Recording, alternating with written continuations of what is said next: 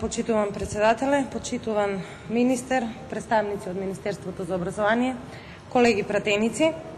Предлог законот за високо образование кој што денеска ни е на дневен ред и кој го заокружува пакетот на закони за образование кои ги предлага владата преку Министерството за образование и наука, го следиме со големо, исклучително внимание уште од самото негово предлагање. Жалам што во јавноста се создава впечаток дека е негативен закон и закон кој навлегува во автономијата на универзитетите. Напротив, сметам дека треба да го гледаме од еден поинаков агол. Дали има потреба од негово донесување или не? Дали има потреба од реформи во високото образование или не? Дали воопшто има потреба од реформи, подигање на стандарди, квалитет или не?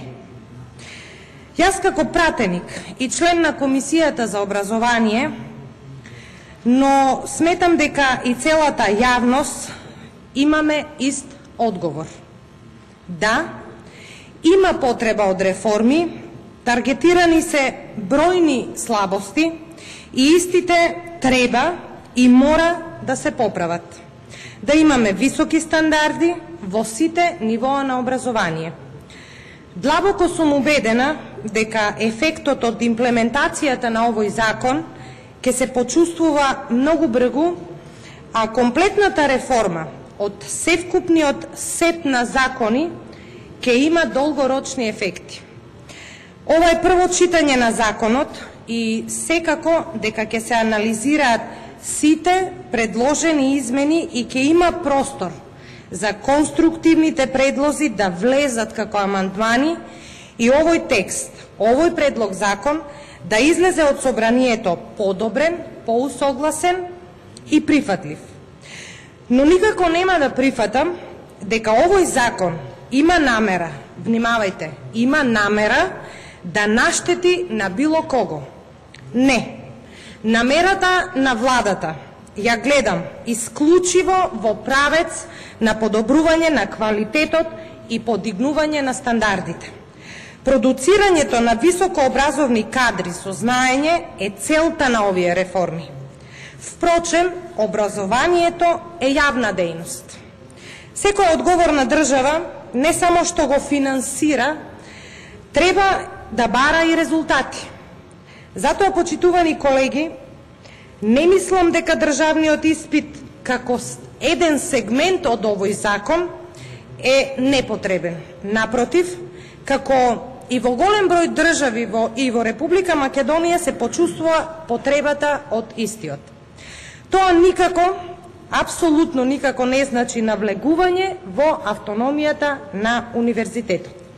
Бидејќи законот предвидува основачот на универзитетите, тоест собранието, да ги избира Одборот за акредитација и евалуација, а прашањата ги подготвуваат, а патем во самиот одбор ќе учествуваат еминентни професори, како што кажавме. Врз основа на прашањата ќе ги подготвуваат самите универзитетски професори врз основа на важечките наставни планови и содржини. Ниту го бира кадарот во универзитетите, ниту пак се меша во студиските програми. Од тука и не се согласувам со ставот дека се навлегува во автономијата на универзитетите. Државен испит има и во Данска, и во Шведска, и во Австралија, и во многу други земји со сличен модел на проверка на знаење на студентите, па никој во тие земји не го смета за упат во универзитетската автономија. Целта на воведувањето на државниот испит е многу очигледна ако некој навистина сака да ја види, а без при тоа да се манипулира. Со државниот испит ќе се овозможи унифицирано знаење на сите студенти и на државните и на приватните универзитети. Мислам дека дури и најжестоките критичари на овој закон се сложуваат во едно. Студентите не се во рамноправна положба. Имаме од една страна студенти кои на овој или на оној начин се стекнале со диплома, а од друга страна студенти кои со макотрпна работа, со собствен труд го завршиле своето образование. И после студирањето се наоѓаат на пазарот на трудот со еднакви можности за вработување. Дали ова фер? Секако дека не. Затоа идејата, но јас би рекла и должноста на владата, да превземе конкретни чекори, за да се осигура дека секој студент знае најмалку за шестка, тоа е идејата и тоа е целта. И ништо друго, ништо задкулисно, ниту нешто што би одело во правец, односно сите овие измени одат во правец на подобрување на стандардите и квалитетот. И уште збор два сосема накратко за измените во однос на изборот на професорите во звања. Значи, деновиве во јавноста излегоа одредени анализи кои покажуваат дека лани биле издадени само 300 труда, а во изминатите 6 до 7 години околу 4000, што во споредба со останатите земји од регионот и од Европа е неколкукратно помалку.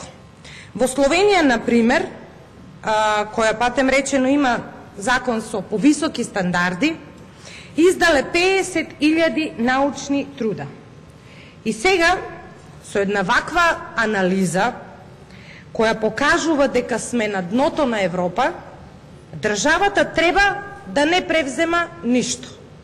Не се сложувам со тоа и затоа ќе ги поддржам измените како концепт, како идеја, а секако дека доколку има конструктивни предлози за подобрување на законското решение, ние сме спремни да ги разгледаме и Министерството за образование. Тука спремни се сигурно преку амандманска расправа сите тие конструктивни идеи да влезат во законското решение. Во тој смисол, почитувани колеги, јас ќе го поддржам овој закон и потребата од неговото донесување. Ви благодарам.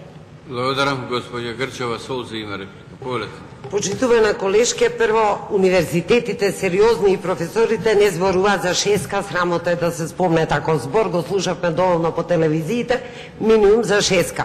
Кога вие сте исправени пред еден аудиториум студентски, вие сакате тие деца да ги научите за 10-ка, па макар и за 11-ка ако треба, па сега кој добие 6-ка, седмица, тоа е негова работа веќе колку се залагал.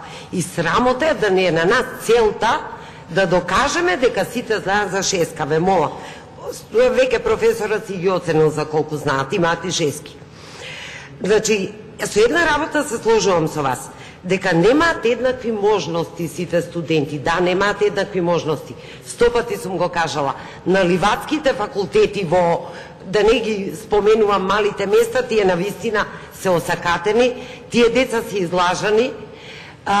Како може да имаат еднакви можности кога ве молам да речеме на електротехнички факултет нема осцилоскоп или не може, или професор по рударство им предава електротехника, или оној што треба физиологија предава педиатрија на медицински факултет. Да, немаат еднакви можности, но заради вашата политика системска која што ја водите, отварање на диво на 300 акредитирани програми на 300 различни места. И втора работа за научните трудови, повторно кажате бројката за Словенија, ја убаво ви објаснив дека тоа е директно корелирано со нашето вложување во науката. Кај нас е 0,22, во Словенија е 1,89 од БДП. Значи, тука нема никаква тајна, се знае. Колку ќе вложувате во наука, толку имате научни трудови не се прават, еве ја ќе ве затворам во собраниска сала и сега дутре да напишете научен труд. Немате електронски списанија, не можете да се споредувате со светот. Па беа спомнувани дури учебниците преведувани без да се знае дека тие се само учебни помагала. Нема можности за наука во Македонија со мало одвојување. Според тоа колку малку се одвојувани и добро имаме научни трудови објавуваме. Значи тоа е еден сериозен процес кој што долги години треба да се уложува многу во науката, па евентуално на крајот да резултира со сериозно научно истражување во поголем број на институции. Тоа не можете по задача некому да го дадете, сега ќе напишете, тоа не е политички говор. Ви благодарам. Благодарам. Господја Ласовска Благица има контрреплика. Повелете. Благодарам, председателе. Почитувана колешке, мислам дека намерно ги извртувате моите зборови. Значи, јас не реков дека ние ќе бараме, односно владата бара преку Министерството за образование со овој закон минимум знаење за шеска. Напротив, сметам дека и вие знаете, го читате законот убаво, но ете така ви одговара. Која е идејата за државниот испит? Минимум знаење за 6. Минимум знаење. Дај Боже, сите студенти и на приватните, и на државните универзитети да знаат за 10, како што велите вие. И што се однесува околу, многу милувате да го употребувате зборот ливацки, нели, универзитети и факултети. Прво мислам дека ги навредувате студентите кои што учат таму. Мора да направите јасна дистинкција што е создавање на услови за студирање во блиските места и злоупотреба на студирањето. Благодарам.